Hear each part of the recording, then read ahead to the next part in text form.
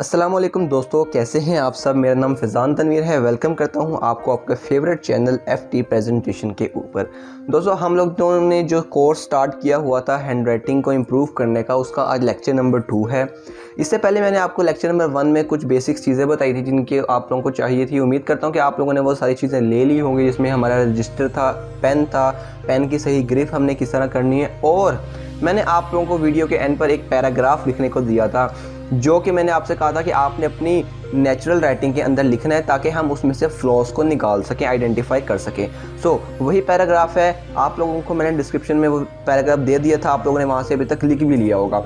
वो मैंने पैराग्राफ यहाँ पर लिख दिया है, ठीक है। ये मेरी नेचुरल हैंड राइटिंग है, ठीक है। इसमें किसी किस्म को भी मैंने नीट कर लिखने की कोशिश नहीं की, स्पीडली लिखा है, ठीक है। तो अब इसमें से हम लोगों ने क्या करना है, अपने फ्लॉज को आइडेंटिफाई करना है। अब हमारे लेक्चर नंबर 2 में हम लोगों ने जो चीज़ें करनी है वो हम लोगों ने इसमें से फ्लॉज को आइडेंटिफाई करना है, अलाइनमेंट चेक करनी है, इसके अलावा हमने साइज़ चेक करना है अपने कैरेक्टर्स का, और साथ हमने कुछ बेसिक शेप्स की प्रैक्टिस करनी है। अगर आप लोग इसी तरीके को फॉलो करते चले जाओगे तो आप लोग इंशाल्लाह 1 मंथ के अंदर इस चीज़ को प्रैक्टिस करते रहोगे तो आप लोग अपनी राइटिंग में एक ज़मीन आसमान का फ़र्क देखोगे।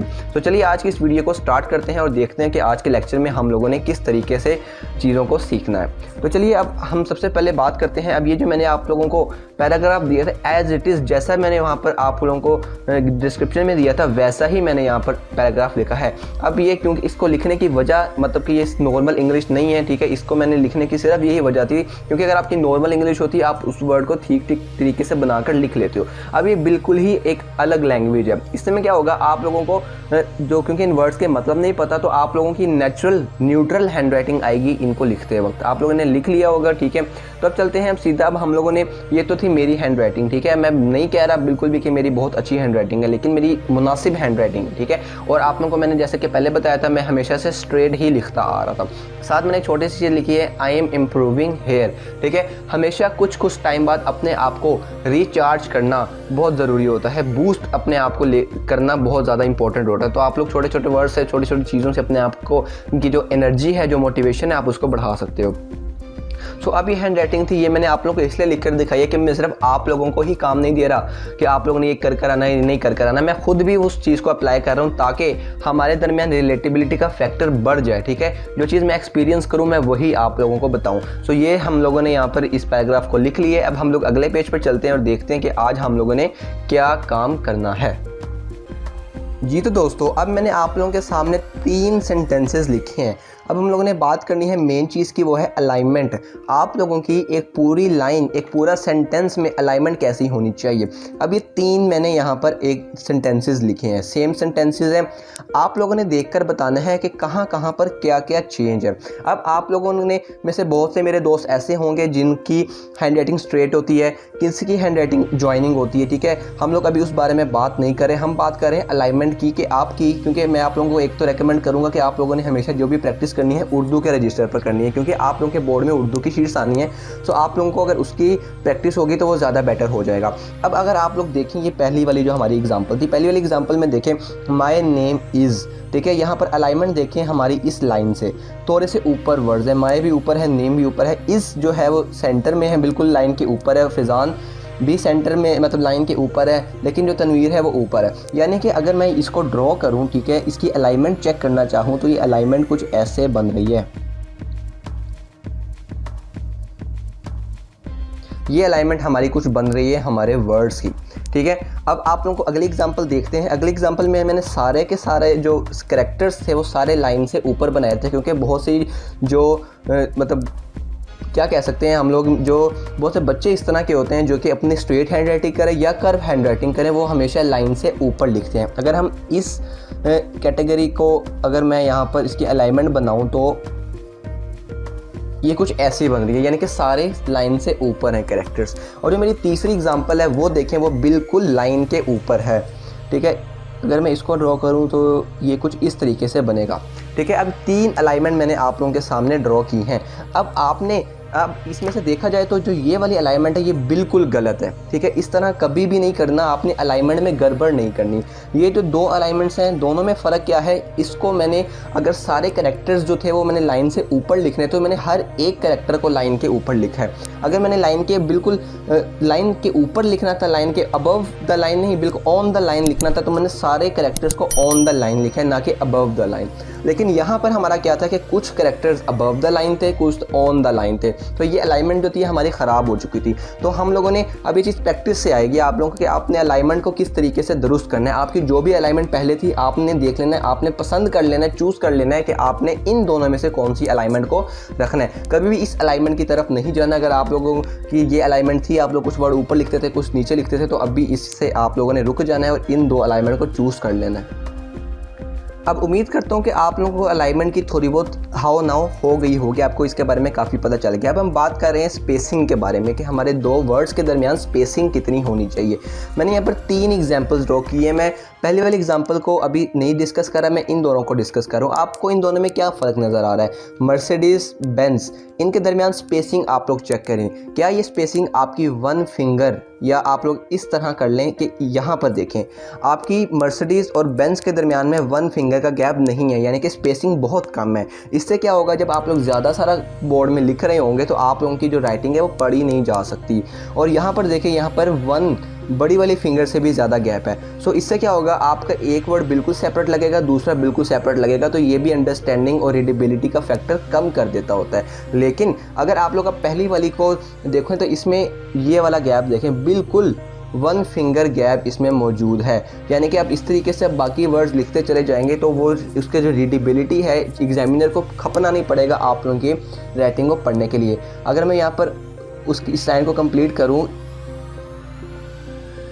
तो ये हमारी इस तरीके से स्पेसिंग होनी चाहिए हर वर्ड के दरमियान। अब ये बच्चे जब ख़ास तौर पर ज्वाइनिंग राइटिंग कर रहे होते हैं, ज्वाइनिंग राइटिंग में इतना ज़्यादा फैक्टर ये नहीं होता, लेकिन वहाँ पर भी अगर किया जाए तो आपका जो पेपर है वो नीट एंड क्लीन लगता है। यहाँ पर इन दोनों एग्जाम्पल्स में जो हमारा पेपर था वो बिल्कुल भी नीट नहीं लग रहा था, लेकिन इस वाले में हमने जो लिखा होगा वो रीडेबिलिटी के फैक्टर से बहुत ज़्यादा ऊपर होगा, और हम लोगों को जो रीडेबिलिटी का जो फैक्टर है, यानी कि हमारे जो पढ़ा हमसे आसानी से जाएगा इस चीज़ को। तो उम्मीद करता हूँ कि स्पेसिंग की भी आपको समझ आ गई है।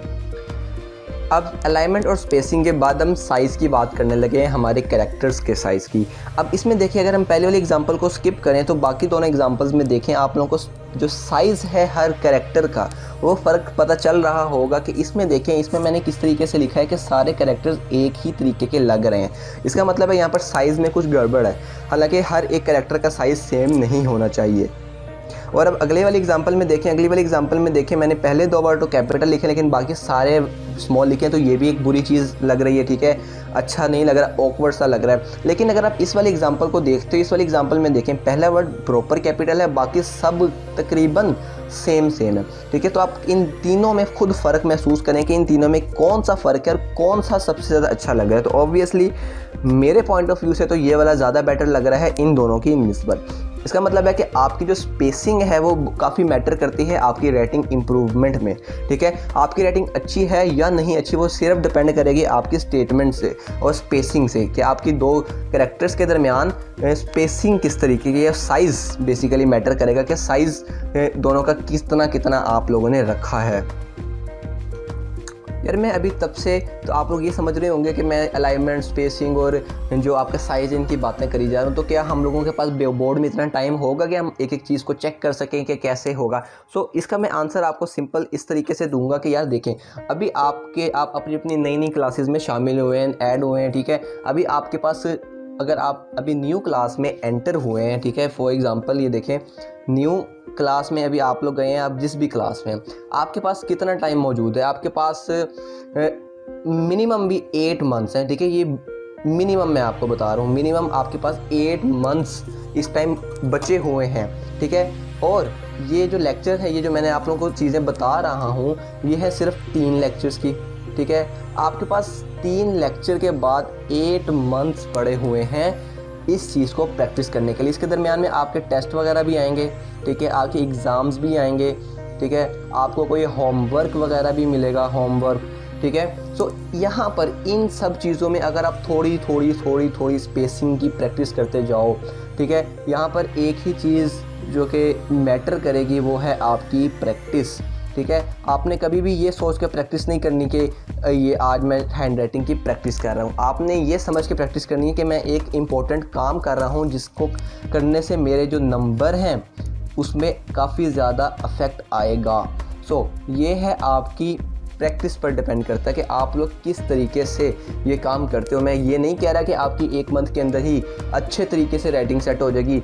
आपको इस पर इनपुट लगानी पड़ेगी। जब तक आप इस पर इनपुट नहीं लगाओगे, ठीक है, तब तक आप इसको प्रैक्टिस नहीं कर सकते। और प्रैक्टिस नहीं करोगे तो आपकी राइटिंग में जितनी मर्ज़ी कोशिश कर लो आपको चेंज नहीं मिलेगा, ठीक है। उम्मीद करता हूँ कि आपको 3 चीज़ें समझ आई होंगी। अब कल हम लोगों ने क्या करना है, कल वाले जो अगला लेक्चर होगा हमारा उसमें बहुत मज़े की चीज़ है, मेरा सबसे फेवरेट लेक्चर होने वाला है। एक तो हैवी सेकंड लास्ट, ऊपर से हम लोगों ने कल एक इम्पोर्टेंट इंग्लिश, ठीक है, इम्पोर्टेंट इंग्लिश स्लैंग करनी है, इंग्लिश स्लैंग, ठीक है।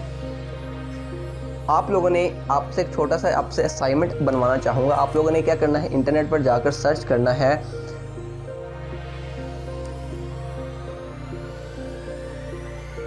Smallest English